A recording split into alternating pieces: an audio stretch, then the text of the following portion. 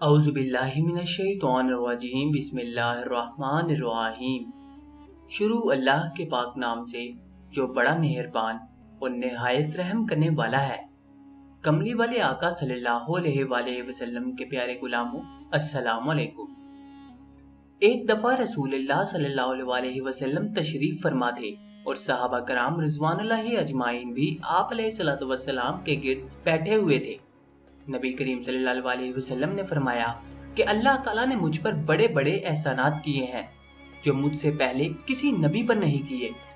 پھر فرمایا میں بیٹھا ہوا تھا کہ جبرائیل علیہ السلام آئے اور کہا اے محمد صلی اللہ علیہ وسلم، اللہ تعالیٰ حکم دیتے ہیں کہ میں نے آپ صلی اللہ علیہ وسلم کے پاس اپنی کتاب بھیجی اور اس کتاب میں ایک سورت ایسی بھیجی ہے کہ اگر وہ سورت تورات میں ہوتی تو حضرت موسیٰ علیہ السلام کی امت میں سے کوئی شخص یہود نہ ہوتا، اور اگر یہ سورت انجیل میں ہوتی تو حضرت عیسیٰ علیہ السلام کی امت میں سے کوئی شخص نصرانی نہ ہوتا، اور اگر یہ سورت زبور میں ہوتی تو حضرت داؤد علیہ السلام کی امت میں کوئی شخص مغ یعنی بت خانے کا خادم نہ ہوتا۔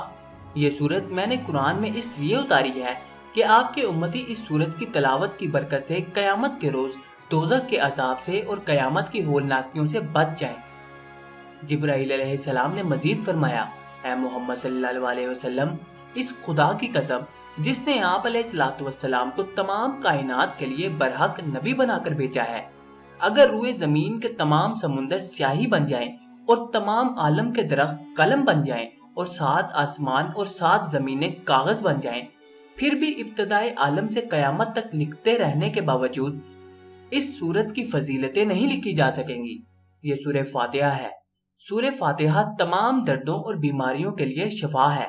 جو بیماری کسی علاج سے ٹھیک نہ ہوتی ہو تو سورہ فاتحہ کو صبح کے فرضوں اور سنتوں کے درمیان بسم اللہ شریف کے ساتھ 41 بار پڑھیں اور پھونک ماریں، اللہ تعالیٰ اسے اس سورت کی برکت سے شفا بخشیں گے۔ جزاک اللہ۔